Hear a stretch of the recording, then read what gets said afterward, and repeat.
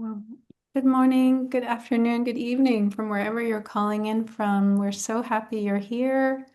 We're so very, very honored to have the Ambassador Andrew Young here with us. We'll just have our usual beginning before we go into our meditation and then interview with this venerable elder and mentor. So Hello, this is everyone. yeah. It's so good to see each and every one of you. Yeah, so this is the fourth of this year's monthly online series. We've been going for 4 years or so now, but this is hosted by the Beloved Community for Engaged Spirituality. In January, we practiced our annual examen. That was with Adam and myself, looking back at our year in 2025. In February, we learned from Robert Ellsberg about the life of Dorothy Day. And last month, we were visited by Amita Schmidt, who shared the powerful teachings of the Buddhist Indian teacher Dipa Ma. And today we are again so honored to have Ambassador Young, Andrew Young, here with us to share about his lifetime of grounded spiritual practice and activism. So we'll introduce him in a moment after we share some announcements and begin with contemplative prayer. And just a reminder that all of our gatherings are recorded, and the recordings will be sent out to those who register about a week after. We meet Saturdays 11 to 12:30. There's no meeting in May, so our next meeting is Saturday, June 3rd at 11 a.m. And as we move toward our summer pause, our June gathering will be a time to gently look back over our time together, harvesting the wisdom, insights, and practices that have touched us most. So there'll be reflection, some interactive elements, and we'll explore how to carry these learnings more fully into our daily lives. So rather than a guest speaker, this will be facilitated by Adam Bucko and myself. And Dorothy will put the registration link in the chat if you'd like to register. And so, just a reminder, this gathering and all of our gatherings are open to all. They are held in a spirit of deep ecumenism. Whatever your background or religious affiliation, whatever spirituality or practice you are exploring, you are welcome here. You do not need to belong to any particular faith tradition to take part. At the same time, both of us teach grounded in our own tradition. We offer them not as something to impose, but as resources we have received from those in whose footsteps we follow. And from there, we keep pointing towards what Howard Thurman named so beautifully, the importance of tending to our inner lives, listening for that voice of the genuine, and staying connected to that deep place within ourselves that animates us with love and guides us in terms of how to live, how to show up in our world.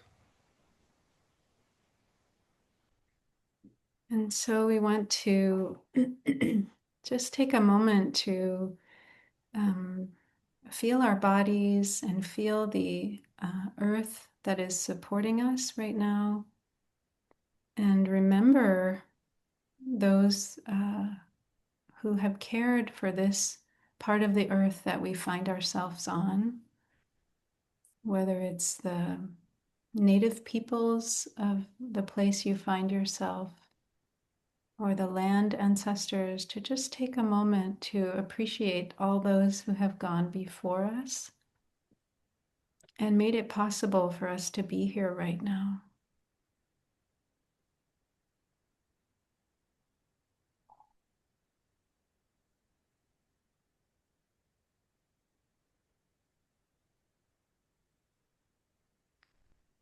And as usual, we like to check in and hear a little bit from each of you if you'd like to share just a word or phrase in response to this prompt that I'll put in the chat, and Adam and I will read out a few of your responses. Where are you finding some inspiration or support lately? I'll put that in here. If you want to just share in a word, in a phrase, what's supporting you in these times? What's inspiring you? So we have the ancestors, those who came before, Mother Nature, art, in connecting with Mother Nature, sunrise, lazuli buntings outside my window right now, new friends. Art, kirtan, budding leaves, redwood trees, from teachers like you, community who support humanity, music, walking, time outdoors, my lovely community.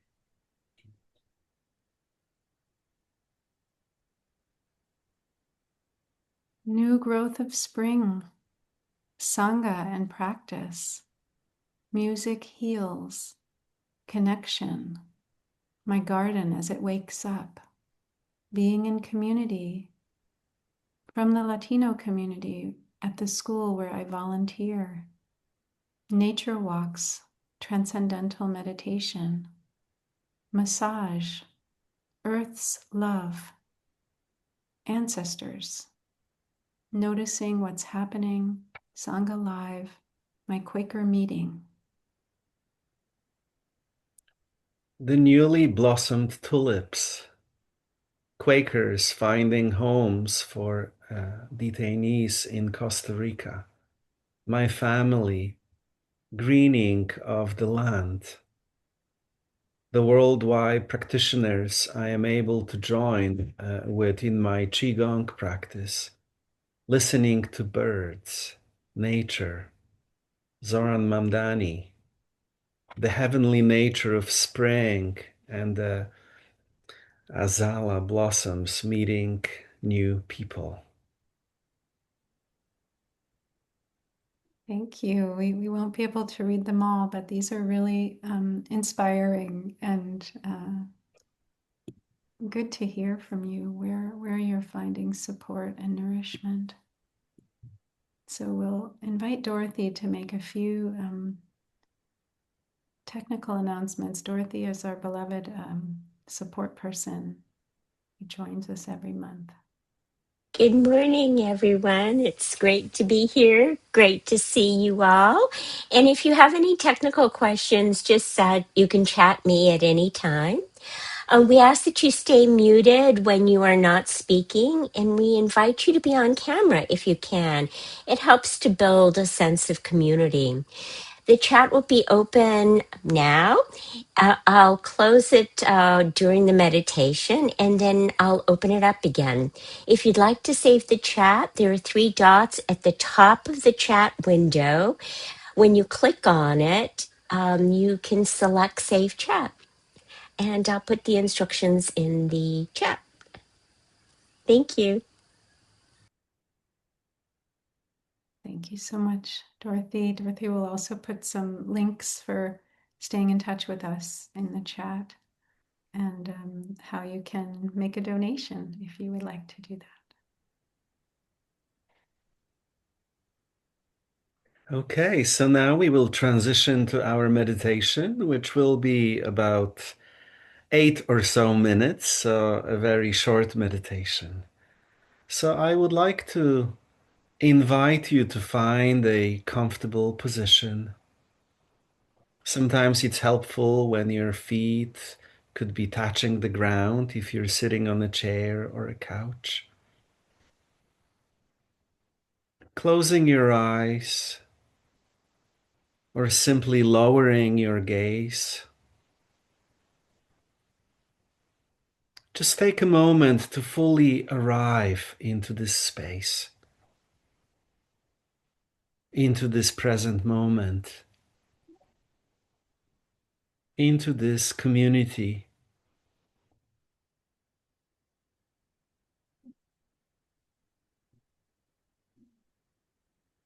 And just notice, what is it that you are bringing here today? What's on your heart? Perhaps you may be feeling some anxiety about the world. Maybe you come here with questions. Maybe you come here with hope, longing, even a quiet desire for a more loving world. So just simply acknowledge all of that. Welcome all of that, knowing that in this space, everything belongs.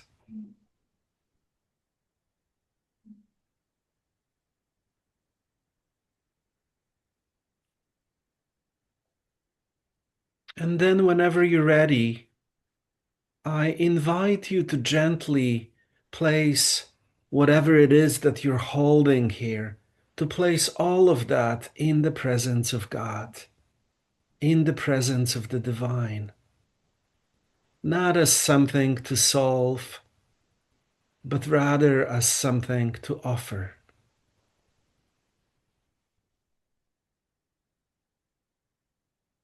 And allow yourself to become aware that God is here with us, not far away, but present, attentive, receiving you as you are, with all of your concerns, with all of your difficulties, with all of your longings, with all of your hopes.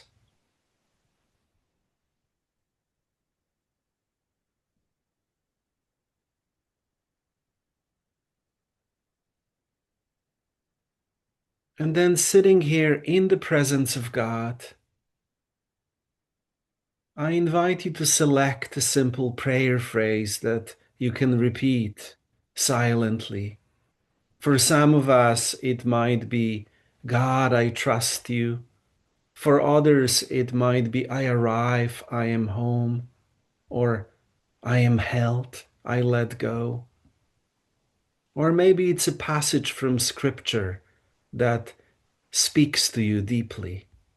And so, as you are sitting in the presence of the divine, breathing in, repeat the first part of the prayer phrase, breathing out the second part.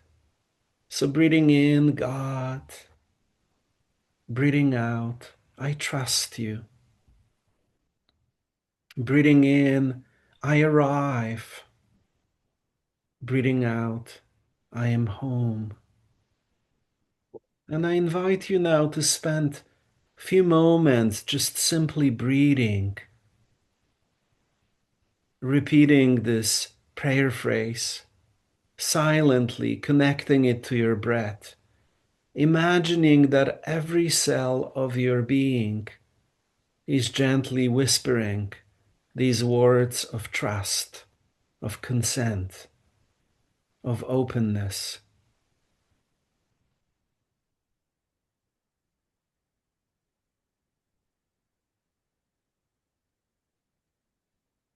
And let this practice carry whatever you are holding, trusting that you are being held right now, trusting that you are being held with God's motherly love, infusing you with warmth, with healing,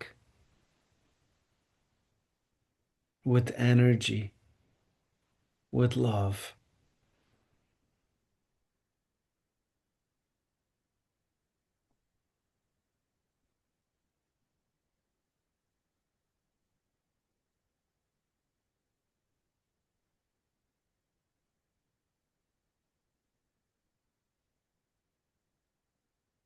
Breathing in, God. Breathing out, I trust you.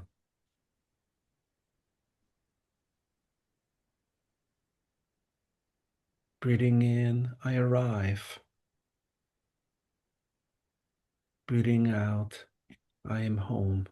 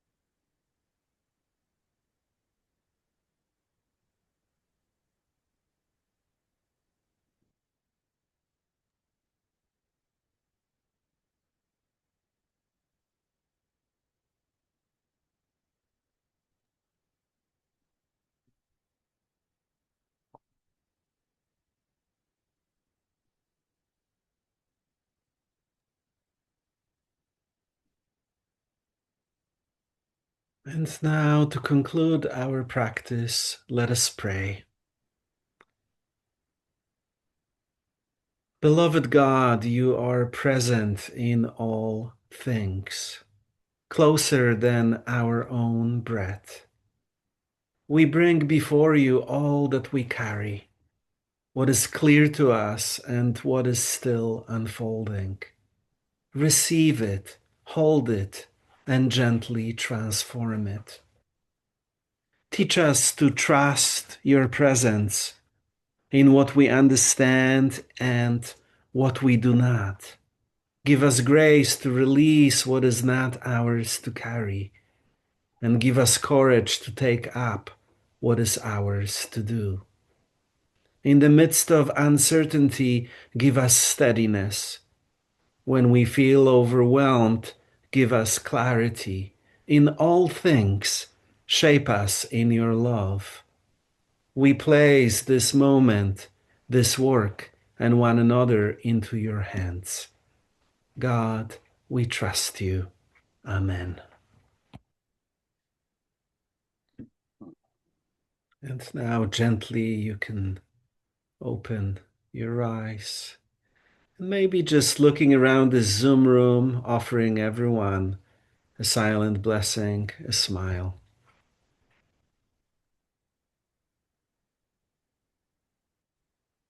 Thank you so much, Adam.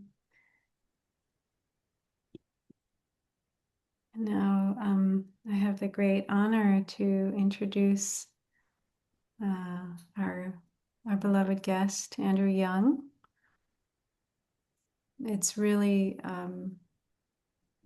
very special to welcome someone whose life is less like a single story and more like a living bridge across some of the most defining moments of our collective history. Andrew Young stood at the heart of the civil rights movement as a trusted partner of Martin Luther King Jr., helping to carry forward campaigns rooted in courage, strategy, and nonviolence that led to the Civil Rights Act of 1964 and the Voting Rights Act of 1965. He faced arrests, violence, and real personal risk, and then carried that same moral clarity into public life, from serving as the first Black congressman from Georgia since Reconstruction to serving as the U.S. ambassador to the United Nations, where he helped end white minority rule in Namibia and Zimbabwe, and later as a two-term mayor of Atlanta. In each role, he helped guide institutions toward greater justice and possibility, including helping position Atlanta to host the 1996 Summer Olympics. And his work has never been confined to any one office or era. From co-founding Good Works International to promoting human rights across the globe through the Andrew Young Foundation, his commitment to dignity and opportunity continues to ripple outward in very real ways. And yet, what stands out most is not only what he has done, but how he has lived. Ambassador Young's life has been deeply rooted in faith and an inner steadiness that allowed him to move through conflict without losing sight of human dignity. For him, diplomacy, governance, and community building were never separate from the work of love and justice. They were expressions of it. And I want to name with a bit of a smile that I grew up calling him Andy because that's what all his adult friends around me called him. So if that slips out today, please know it comes from a lifetime of affection and not a lapse in respect.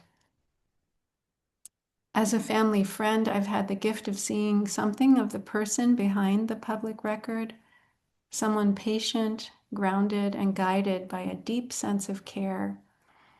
I remember as a teenager when we would talk, and Andy would often end the conversation saying, "I love you." And that always meant a lot to me that he made that known. His life, beautifully reflected in his memoir, An Easy Burden, The Civil Rights Movement and the Transformation of America, offers a clear and steady example of what it means to live with purpose, courage, and compassion. You can also explore more of his journey and wisdom in Walk in My Shoes, Conversations Between a Civil Rights Legend and His Godson on the Journey Ahead. And also the newest book, The Many Lives of Andrew Young, which trace the remarkable arc of his life from his childhood in New Orleans to his global work for human rights. Andy, Ambassador Young, we are so grateful to have you here with us today. So I'll start us out. Adam will join in and we'll get my dad to ask a question at the end as well. So many of us are curious about the early soil that grows a life like yours. Could you share about your childhood, your parents, your community? What was nurtured in you that gave you the strength and clarity to live this long life of service, love, and social transformation? Well, I grew up in New Orleans, and I grew up in a wonderful neighborhood because it was delightfully mixed. I had an Irish grocery store on one corner. My brother and I lived in the middle of the block, and he and I were the only two black kids on the block. There were other black families in the neighborhood, but on the other corner was an Irish grocery store, an Italian bar. The headquarters of the Nazi Party was on the third corner, and a Chevrolet repair shop on the fourth corner. And there were other children in the block that were Irish and Italian and German. And even though their parents were not anxious for them to play with us, we all managed to get along together. And in New Orleans, I couldn't go to school with the Irish and Italian and German children. I had to go to another neighborhood for a school that was all black. And it gave me the diversity of upbringing. I learned to get along with everybody. And my father was something of a philosopher. He was a very small man, only 5'4", but he was a very calm, reasonable man who didn't believe in fussing and fighting. And his motto was, "Don't get mad, get smart." if you lose your temper, the blood rushes from your head to your fist to your feet. And he said your fist and your feet might help you a little while, but your mind, if you stay calm and think your way through, your mind is the most powerful and valuable weapon you have. Mm. And that means you not only have to play with your friends, but you have to try to understand them, and you have to try to understand what their background is and why they might be taught by their parents to dislike you.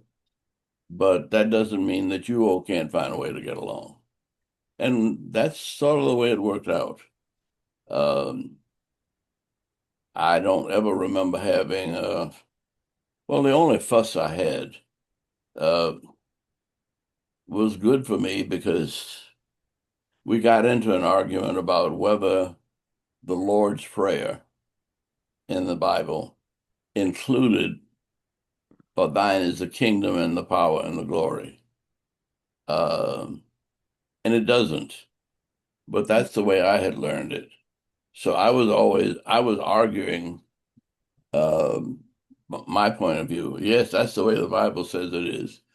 And the other little boy, who ended up being a Roman Catholic priest, um, said, "No, that last part is not in the Bible." And he said, "Go look it up." And I ran in the house and looked for it and found it and realized that that part was not in the Bible. So I lost my first religious argument. Uh, and it meant for me that you don't argue things on the basis of your family traditions only, that you have to kind of understand everybody's family traditions. So that's where I grew up. Mm-hmm. Um, I left New Orleans and went to Howard University, um, but I went too young. Mm-hmm. I was 15 when I went to college, Mm-hmm. and that was really, I really didn't know what was going on. Mm-hmm. And the older guys were coming back from the military. That was 1947. So much of my class, in fact, in the first test I took, there were three of us that scored high. And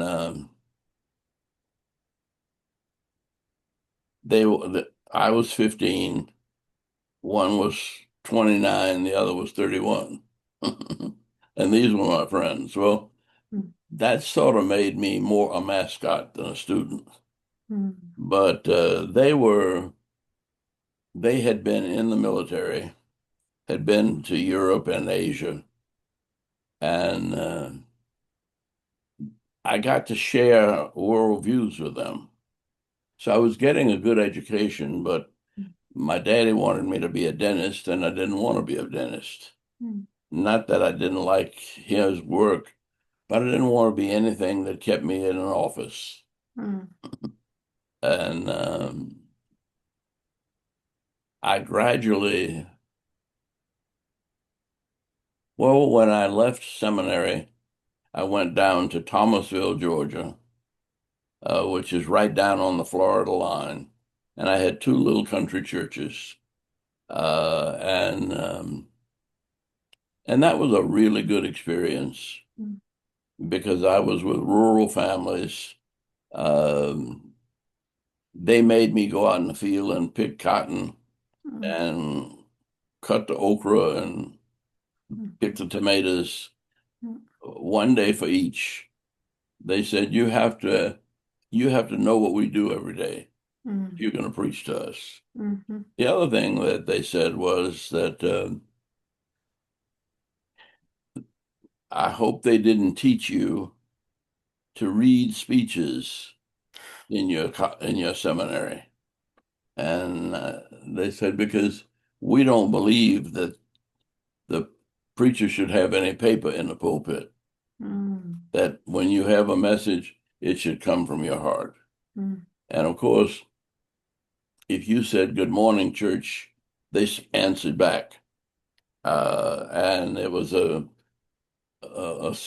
service was a give and take. And it made you relax and it made you speak freely mm, because you not only knew they were listening, they were amening you. mhm. And if you were saying something they didn't like, they might shake their head.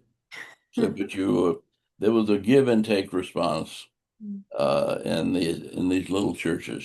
mm, And so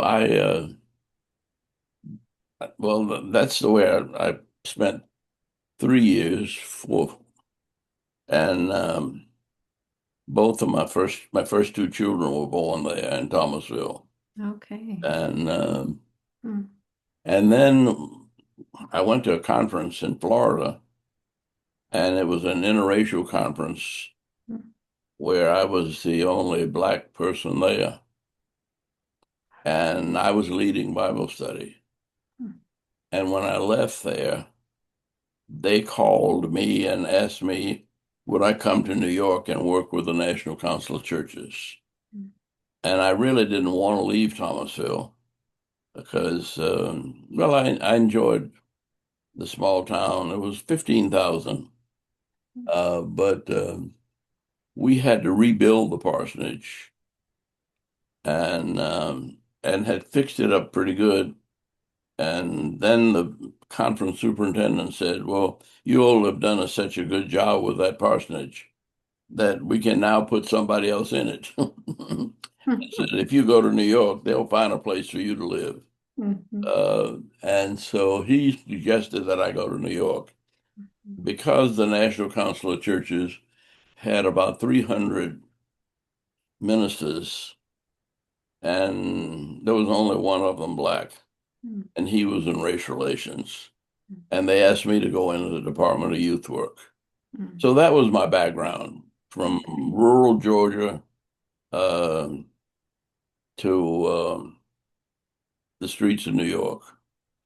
And we stayed in Beautiful. New York about 3 or 4 years. Mm, And then John Lewis came on television with the Nashville sit-in story.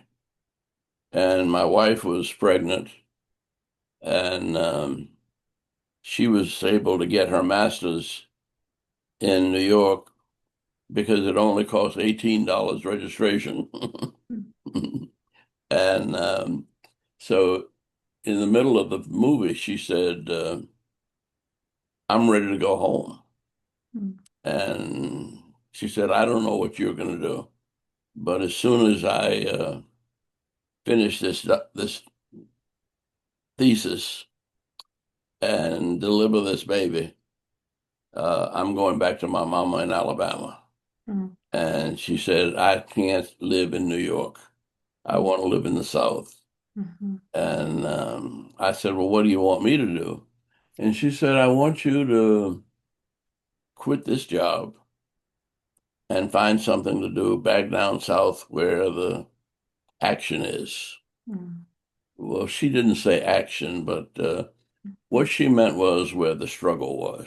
mhm, And we had seen this on the Nashville Sit-in story that had John Lewis and had a brief part of Martin Luther King. But you got a feel of what nonviolent action was in the mhm, South. And mhm, she wanted to be a part of that.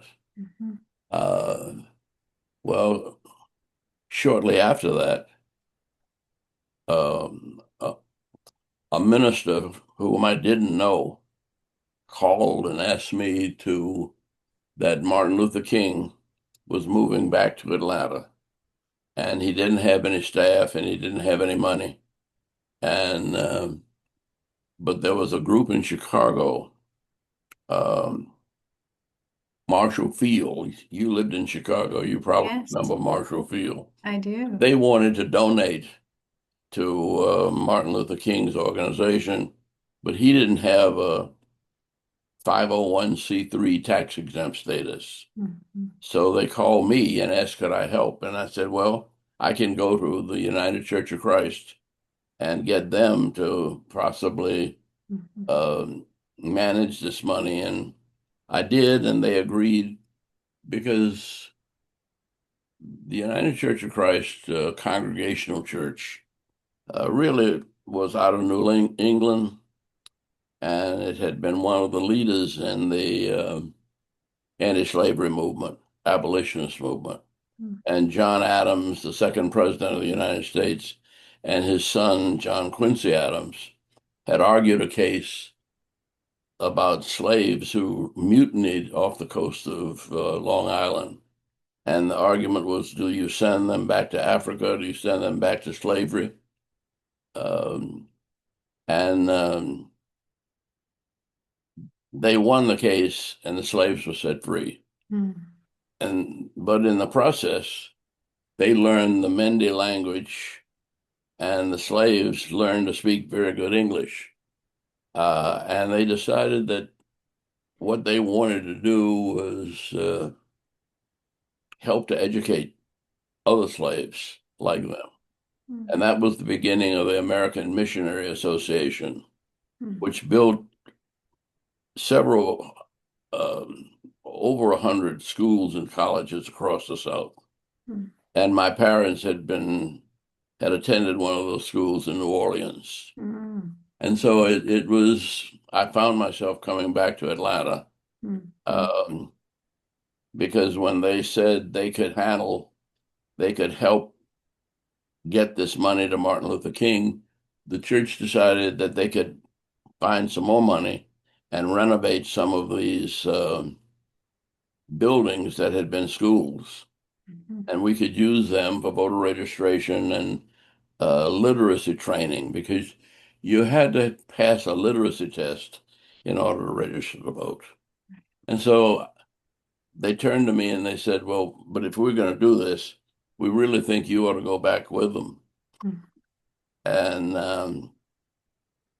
and see that everything runs right. But so that's how I got with Martin Luther King. All right. The Well, let but me he ask was you, let me have you share something from a little earlier, if that's okay, because we really want to trace the way your life has been held in this, really spiritual foundation. I remember when we talked during COVID, you shared a story with me about being in college, running up a hill, and you had an experience at the top that stayed with you for your well, that was right after I whole life. graduated. Could you share that Yeah, story? I graduated when I was 19, Mm. and this summa cum laude, magna cum laude. I graduated. Oh, thank you, Lord. And I didn't know what I wanted to do. And on the way back, we were driving from Washington back to New Orleans, and everything was segregated.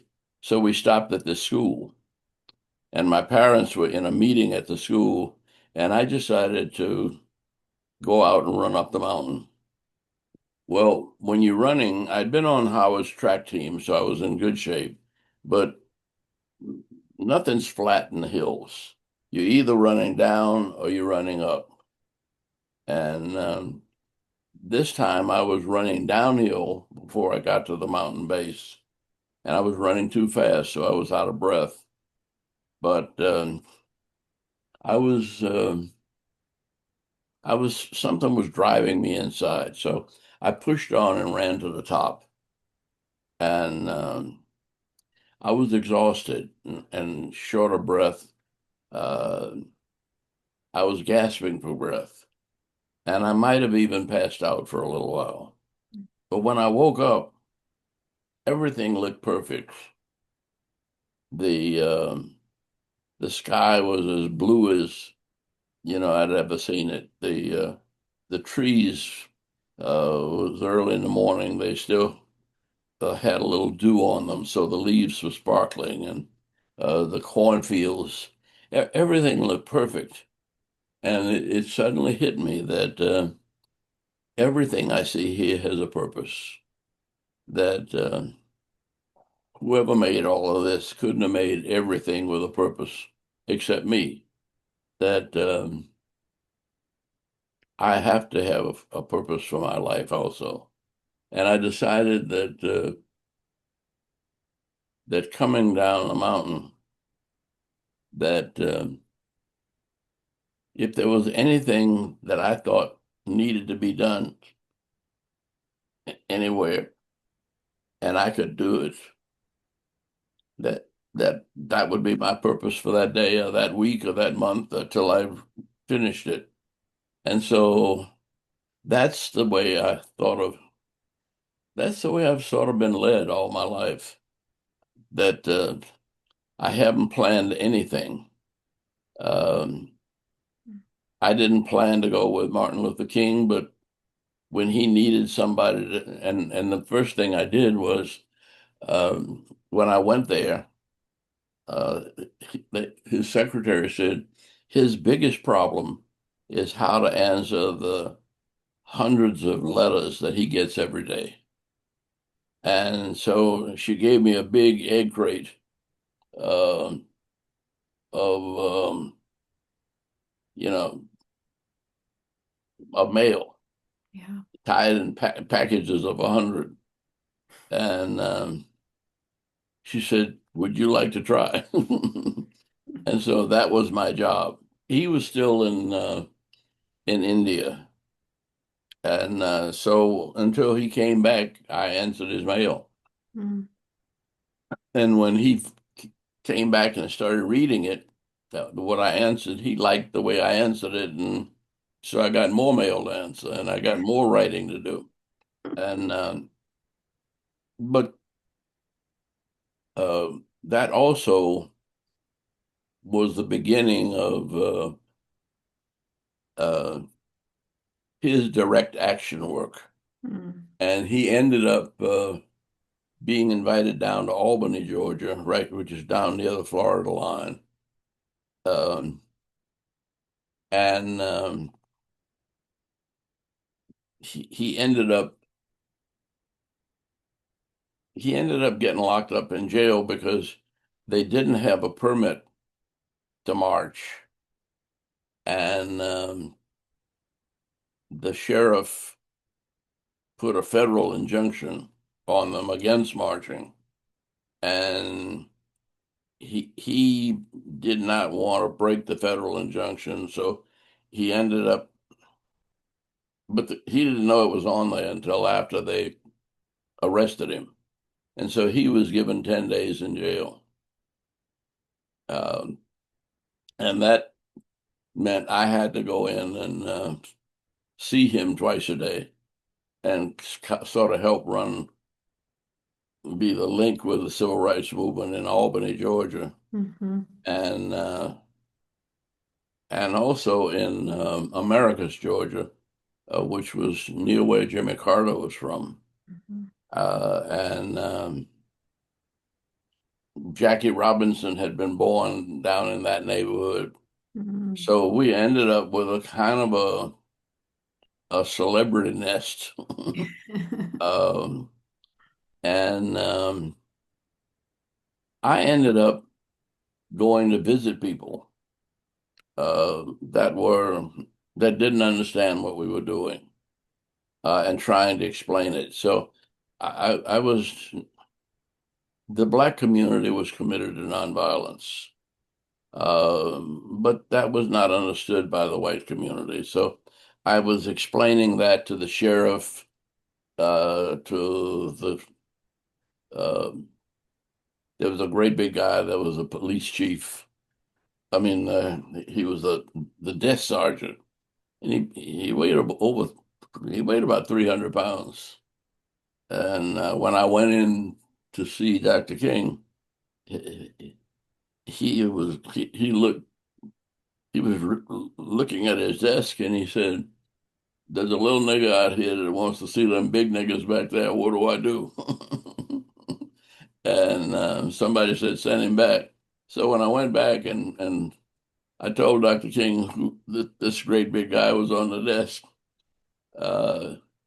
He said, "Well, that's your problem. I got more than enough problems in here. You at least outside, you have to figure out how to handle him." Mm. And Ralph said, "Why don't you jump across the desk and slap him?"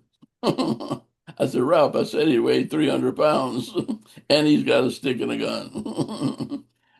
But that was my first test of nonviolence, because when I went out, I remembered what my father said when I was growing up. He Mm. said, "Whenever you meet an officer of the law, um, look at their name on their badge Mm. and address them by name." So as I left, I said, "Thank you very much, Sergeant Hamilton."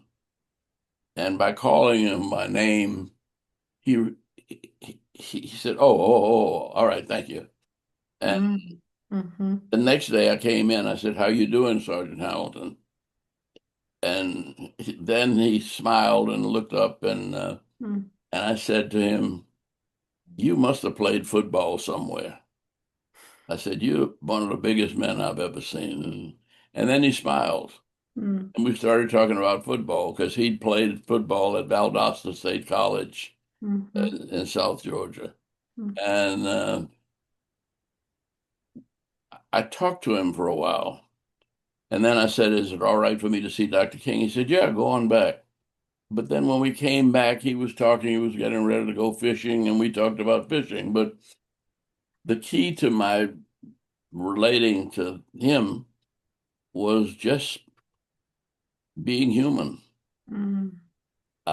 And the interesting thing was the sheriff who had arrested Martin and Ralph said to him when Andy Young comes in here, he always stops and talks to you. Why didn't he talk to me sometime? And I said, "Oh, I'd be glad to, but I didn't know he'd want to be bothered with me." Mm. And so I went to his office and knocked on the door, and Mm. he invited me in, and it turned out Mm. that he really wanted to talk about Mm. his situation. He had married a young girl who was a Catholic, and she didn't like the fact that he was portrayed in this racist mold, and she was giving him a little trouble. Mm. And he was asking me, "How do I deal with this wife who doesn't like me putting people in jail?" And so, but anyway, Mm. I was relating to two of the classic racists of the South, Mm. not as racist, but as friends. Mm. And in the course of the 3 or 4 days, well, it was 12 days, I had to go there every day. I spent time talking to both of them. Mm. And what I found was that we began to, no more arguments. We were friends. We smiled. We talked. We shared opinions. And it was one of my best lessons. And the sheriff asked me, did I think Martin Luther King would recommend him to Bobby Kennedy to be a federal marshal, because he wanted to get out of the South and Mm. wanted to get out of this racist mode he was in. Mm. Uh, the other guy, Sergeant Hamilton, didn't say much, but I found out later that the day after we left, he looked up and found an ad in a paper, a magazine. They were looking for a security guard Mm. at a country club up in Maine. And he said, as soon as we left, Mm. he put his kids and wife in a car and Mm. they drove up there. And he didn't want any more of that racist South. Mm. And the fact that in the midst of all of this, there were these two conversions. And Mm. then a little later, I got a letter a call from a friend of mine in North Carolina that said, Andy, why are you recommending that racist so-and-so to be our police chief? I said, I didn't recommend him. He said, well, he put your name down as a reference. And I said, well, I don't know, let's think about it. I said, what do you want to do? What do you want the police chief to do? And he said, well, we want to have an integrated police force. I said, well, you probably couldn't find a better guy to do it than him. I said, he does not like the racism he was living in. But he's got the credentials and the authority of the racist background, so that if he said, we need to integrate our police force in North Carolina, they'd probably go along. And Mhm. they hired him, and Mm. he integrated the police force. But Wow. it was little instances like that Mm. that I ended up walking into, not planned, but Mm. accidentally, Mm. and people changed. Yeah. And so when I look at the South now, I think of this as we've had literally tens of thousands of these personal interactions that over the last 50 years uh, has made a big difference in the way we live. Mhm. Mhm. But that was the pastoral side of demonstrations, and it wasn't confrontational. Before we went to Birmingham, Dr. King said to me, uh, it was just after Christmas, and he said, how many white people do you know in Birmingham? I said, I don't know any black people in Birmingham. I don't think I've ever been to Birmingham, hardly. And he said, well, you got a month or so to get to know some. Mm. And I said, why me? He said, well, we're going to have demonstrations there. There had been 60 homes bombed of black people, Mm. and they called and asked us to come over and help them work it up, find solutions to this. And so he said, you can start by ending up at least explaining to the white community what the grievances are.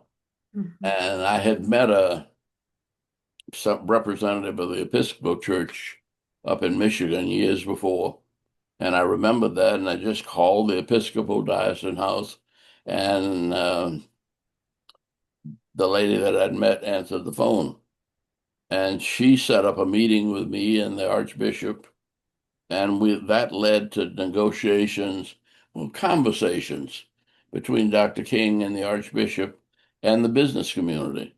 So the difference in the South and the North, in the North, when things happened in Minneapolis, everybody in the country, in the world, saw policemen kneeling on George Floyd.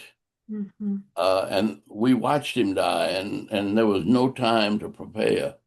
Mm. In Birmingham and in most of the South, we took almost a month or two before we started any demonstrations with conversations, Mm. explaining and listening and establishing relationships, so that that was the difference between the movement in the South and the movement in the North. Mm. But it was a process. I guess as a pastor, I ought to call it pastoring. But we were doing that on both sides. Mm. And that's the thing that made the nonviolent movement a success Mm. in the US. It also, later on, when I went to work with Jimmy Carter, and he sent me to Europe and the Middle East and Panama and everywhere else, um, the United Nations provides a conversational framework for you to bring people together to discuss their differences and their problems, as peacefully, Mhm. around the table where you're having lunch, or you know that I always found that whenever you're having some kind of confrontation like that, it's good to at least have a cup of coffee Mm-hmm. or Coca-Cola, something at the table that makes it sort of a sacrament. Mm. That when we eat together is different Yeah. than just, you know, the eating humanizes us Mhm. because we're sharing in something that we all do every day.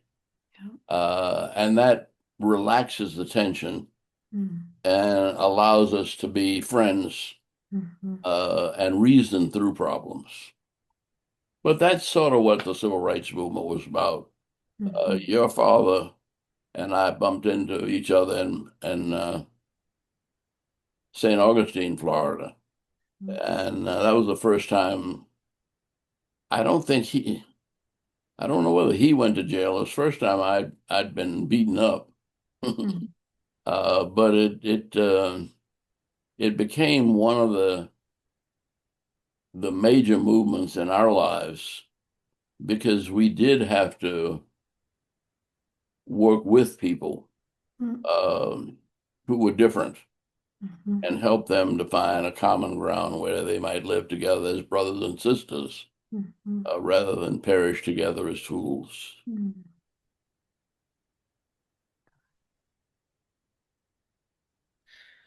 Yeah.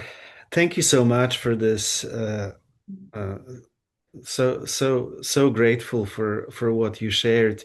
I'm curious about when you look at the world now, it seems to me that on both sides of different political debates, we're not so eager to talk to each other.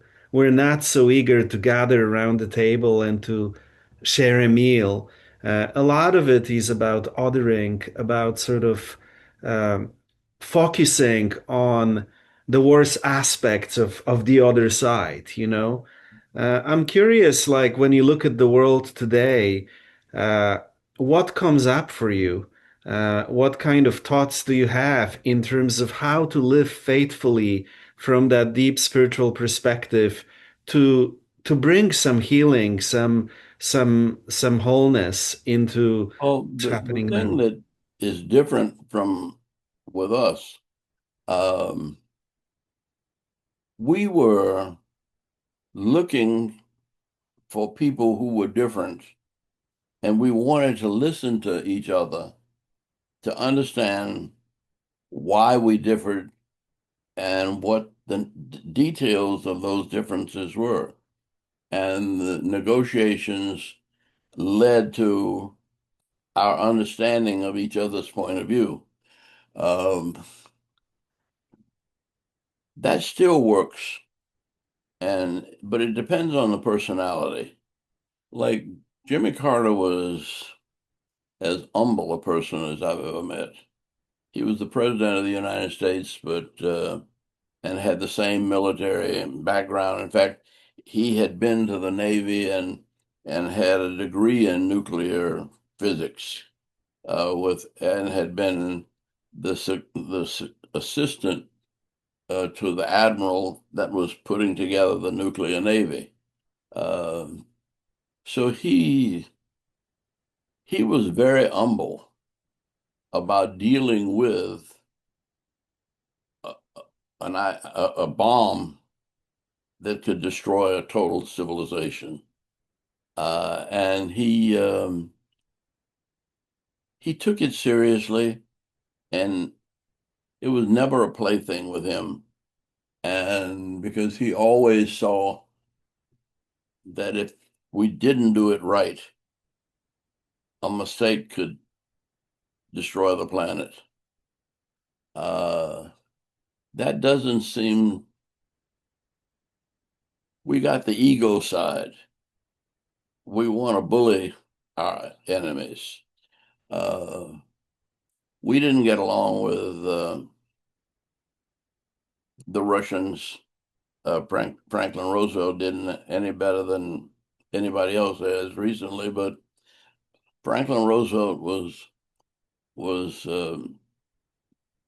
But one, he was a cripple. And that meant he was not in the mode of a bully. He was in the mode of a man who was handicapped, and that handicap enabled him to present difficult problems with a humility that made it less threatening. I think our president now seems to feel as though the guy who's going to bully everybody is going to win. And it's exactly the opposite. I think it was in the Albany jail. I mean, there's no way I could have physically beaten this guy at the desk. I mean, he was 300 pounds, literally. And, but when I spoke to him as a friend and even as a brother with a similar interest in football, um, a lot of those differences broke down. And we were able to find a basis of friendship to relate to each other. And I think that's the key to human relationships, is to be able to put yourself in the position of the person you're talking to. I had a similar experience because I've been doing this as a kind of a work all my life now. When they first desegregated the schools in Atlanta, one school, the teachers showed up that morning, and it was before the students got there. But all the black teachers were on one side of the room, and all the white teachers were on the other side of the room. And they were in the cafeteria, and they were saying they couldn't work together, they couldn't teach together. And I was chairman of a human relations commission, and they called me and asked me if I could go out and talk to them. Well, I went out, and when I saw what was happening, I said, "Look, excuse me, can you trust me for a few minutes? I'd like to see how we could work through this." And I said, it was in a cafeteria. I said, "Will all the white teachers sit down in this row, and all the black teachers sit down across this row, and you across the table from each other." Uh, and I said, "Now take 2 minutes each and share the worst race experience you've had in life with the person across the table." And I said, "Once you do that, I rang the bell, gave them 2 minutes, rang the bell again. And I said, now the other side, you tell them your worst experience." So it was a white teacher on one side and a black teacher on the other side. Each one is sharing their worst racial experience in life. And they did. Well, that was an unburdening. And then, and I said, now share your best interracial experience that you've had in your life, but only 2 minutes. And so each of them took 2 minutes. Well, that was 10 minutes. And I said, they were smiling then. And I said, well, that's it. I said, your problem was that you were uncomfortable talking about race. But that's what we've done for the last 10 minutes. We've been talking about race, good and bad. And I said, that was the only problem you had here. You're all teachers. You've been teaching students all over the city. And I said, if you might have questions about the way the black child wears her hair. Say, well, you got a black friend to go ask about that now. And if you have questions about race, the person you were sitting across from. Go to them and ask them. And you all work with each other. And they went to work, and we never had another problem at that school Mm. because of 5 minutes, each. 5 minutes telling their worst experience, 5 minutes telling their best experience. And in 10 minutes, we solved that problem. Mm. Now, I used to think it would be easier if you took it slow and take your time and everybody wait till they're ready to talk. But on that occasion, it was a crisis and we couldn't wait. I said, no, you tell them your worst experience with Black people. Mhm. You tell them your worst experience with white people. And then share the good experiences you've had. Well, that simple exercise broke down barriers that were 40 years old, in the lives of some of the teachers. But I said, now, this isn't the end. There's going to be something you haven't thought of next week. But go back to this person, see, and share it and get their advice, and you all work it out together. Mm. And that's what human relations is all about. Mm. Mm. Thank you so much for that story, Andy, and just also for how you started the conversation by asking them if they could trust you for a moment. Like even that was that's a powerful teaching. We just have another question or two maybe, and then we'll open it to the questions here in our group. But you just turned 94. You've really been through this this life. Well, And interestingly enough, I think my first lesson was when I was 4. Because when I was 4, in 1936, my daddy took me to a segregated theater to see Jesse Owens in the 1936 Olympics. mm, And his message was, don't get mad, get smart. mm, And he wanted me to see how Jesse Owens reacted when Hitler walked out and wouldn't give him his medal. mm, Uh, and Jesse Owens had 3 more races to run. And so he wasn't concerned about the medal. He was concerned about the other 3 races. mm, mm, mm, And that's what he focused his attention on. mm, mm. Well, just really so grateful to your parents for raising you the What's way they that? did.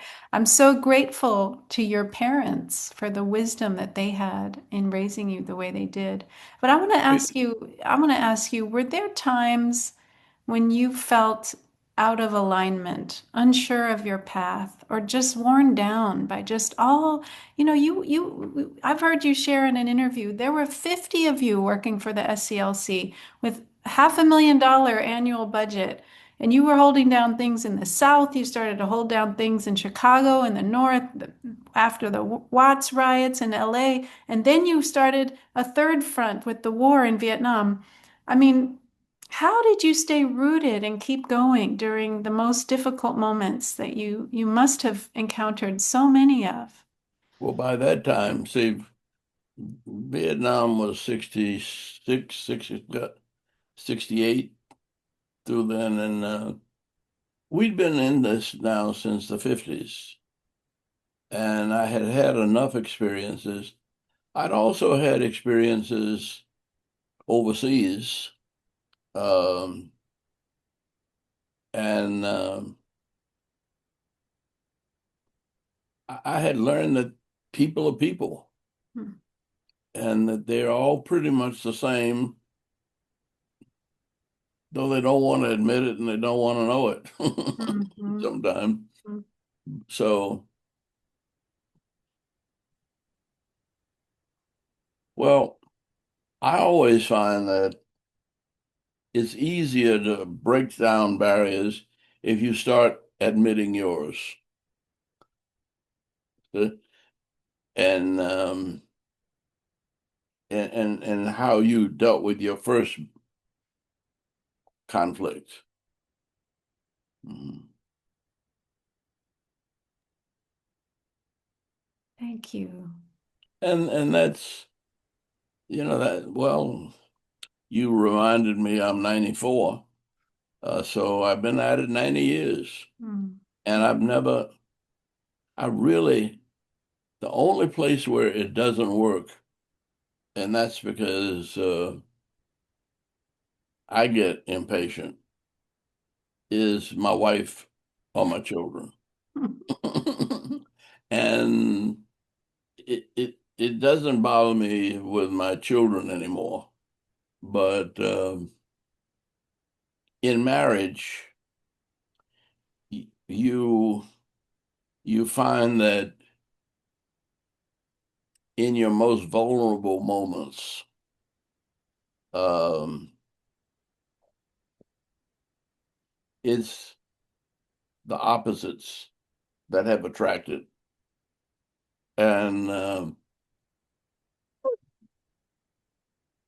and you can't expect your wife, the mother of your children, or your children to have the identical perspective that you have, and that you might live in the same house, you may have grown up together and spend most of your time together, but there's still basic differences that you have to approach sensitively. Mhm. Yeah. Thank you. Thank you. Beautiful, beautiful words. Um, we have about 15 more minutes, and so I think there may be folks in the community that want to speak to you, and also wanted to just see if my dad had anything you wanted to say, or get our wonderful guests to share about. I'll invite you in. If you can unmute, you have to unmute.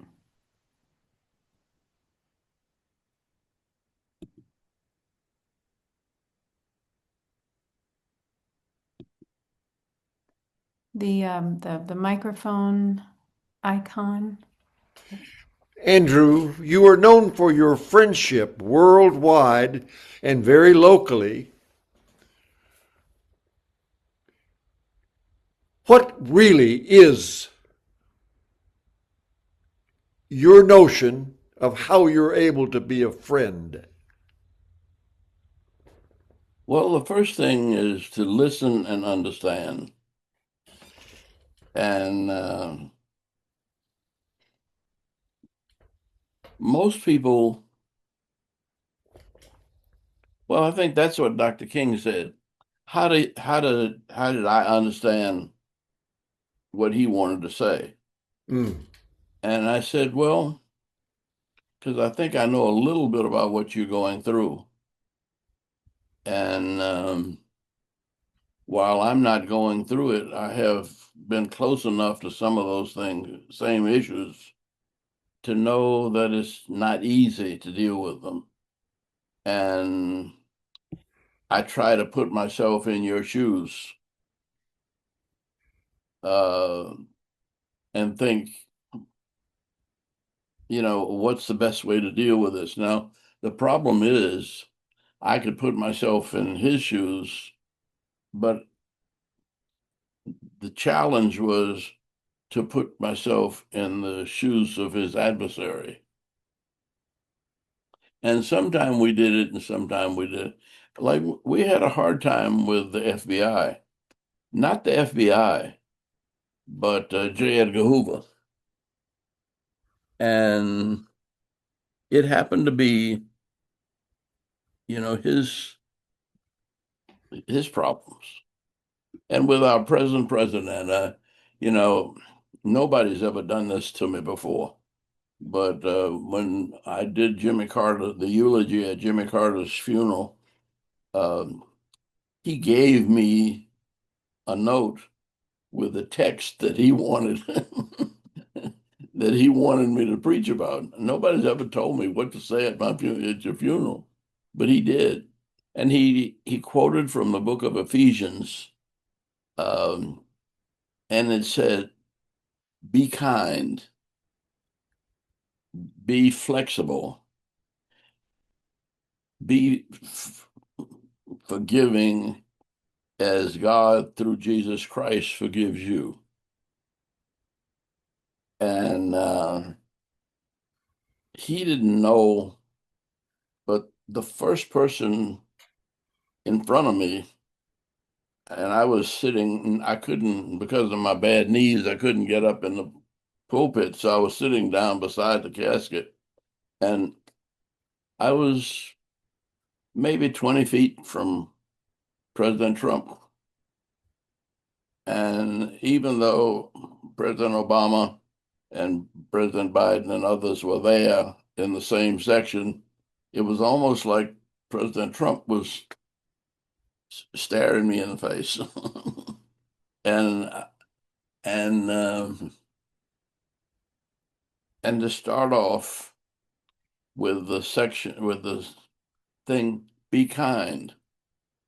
Now, I immediately applied that to him because we have big differences of opinion on things, but it pushed me to want to try to understand him. Hmm. And I couldn't do that by being angry with him. And I couldn't do that by only looking at the disagreements. I had to get behind the scenes, and one of the things I realized, and it may not be totally accurate, but that he does not seem to have had a strong mother in his life. His father raised him. And in fact, as much as I've read about him, they just they don't seem to be an Eleanor Roosevelt. I mean, Eleanor Roosevelt knew how to lead her husband. um, uh, Rosalind Carter was quiet and sweet and different, but Jimmy Carter never did anything without running it by her. And I mean, Michelle Obama is obviously a very strong woman that Barack Obama has to listen to. And then when I look at, I give most of the credit to my daddy because he was the one that was putting it in words. But my mother had three sisters, and no, my daddy had three sisters. My mother had six sisters in her family. They were not all her blood relatives, but there were six women that grew up with my mother and grandmother. And so I had a dozen strong women in my life, Hmm. from day one. And they, well, I say all the time, they loved the hell out of me. I mean, and they got rid of all of my crude, rude, mannish ways and made me learn to be sensitive to others. And I don't think he grew up in that kind of family. Neither did the Tesla man. I mean, he had a very rough upbringing in South Africa, uh, and there are no strong women in their lives, it seems. Thank you. Mm. Thank you. Thank you both so much. We're gonna, maybe the final question has come to us in the chat, and we'll just invite you to reflect on this. Someone has asked, how can we use this nonviolent love now? This nonviolence and love that you've been talking about. How can we apply this now in our world that is so fractured and pained? For me, it works. And the only place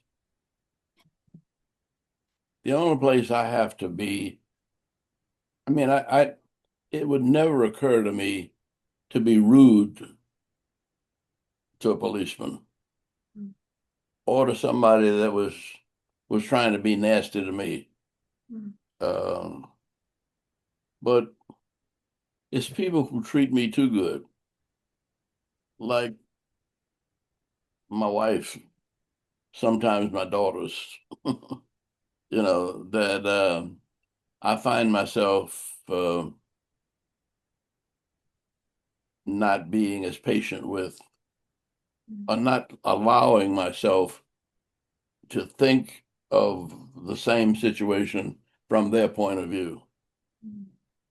And when I catch myself and do, it works out better. Mm. Well, this has just been such a rich and powerful conversation that I know is going to stay with me for a very long time. There's been so many things that you have said that just feel like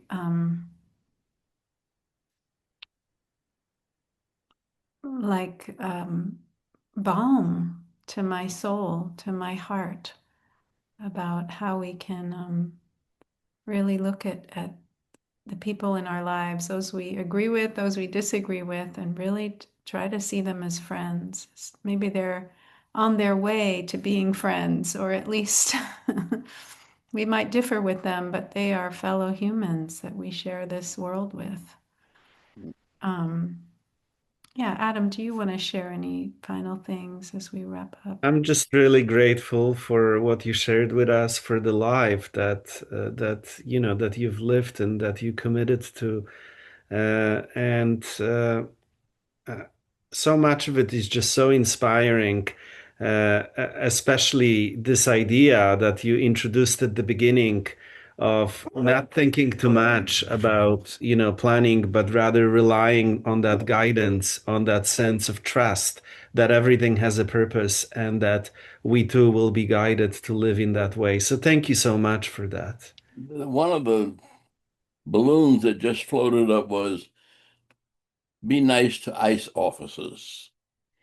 Yes. You know, they make it difficult, but we have to take that as a challenge. And well,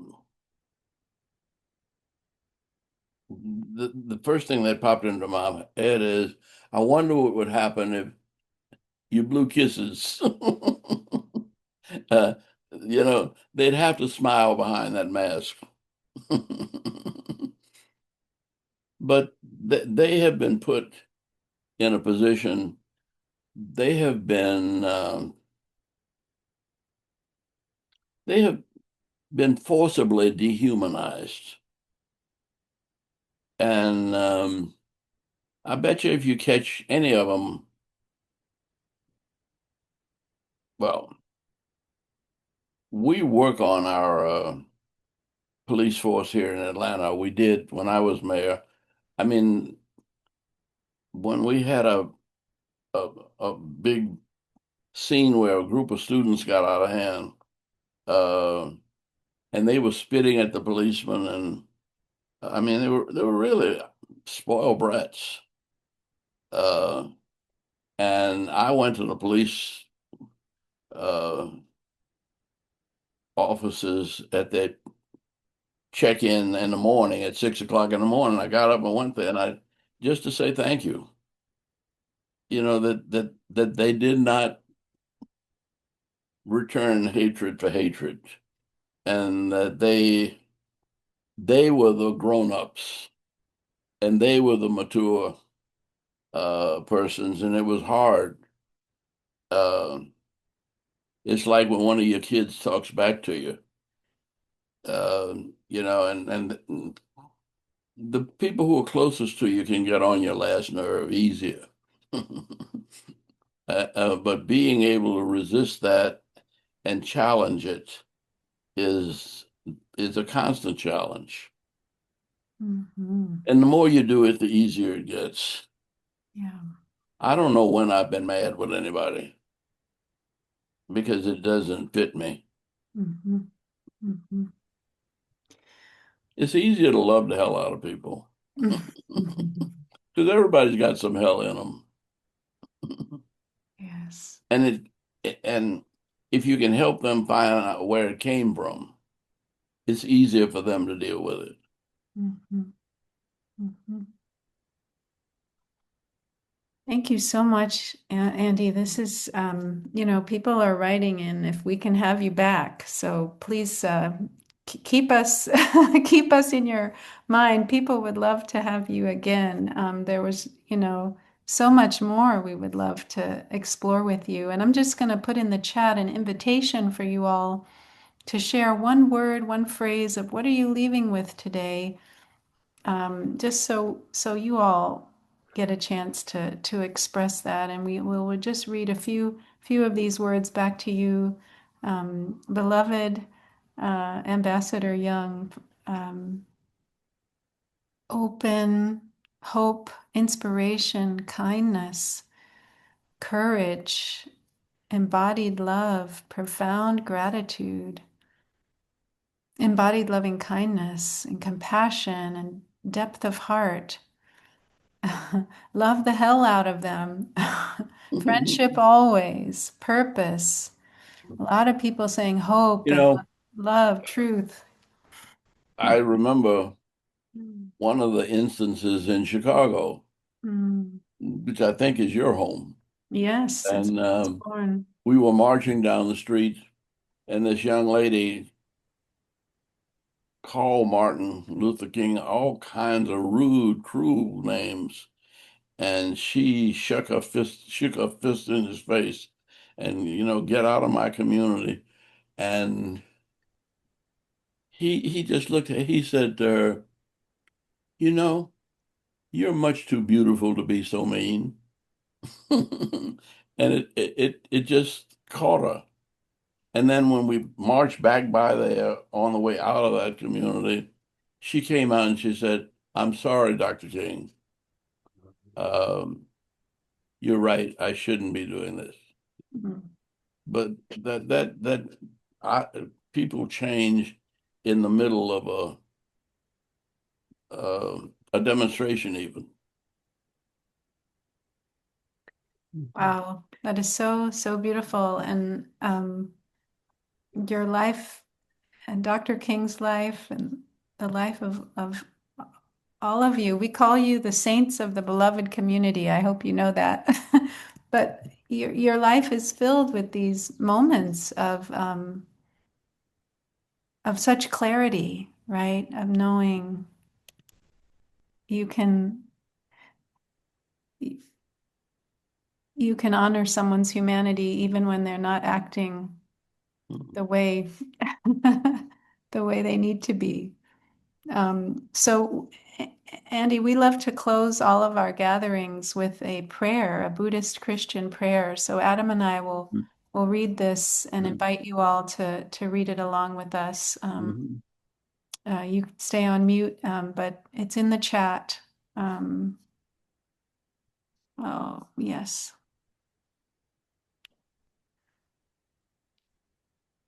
So, Lord, make me an instrument of your peace.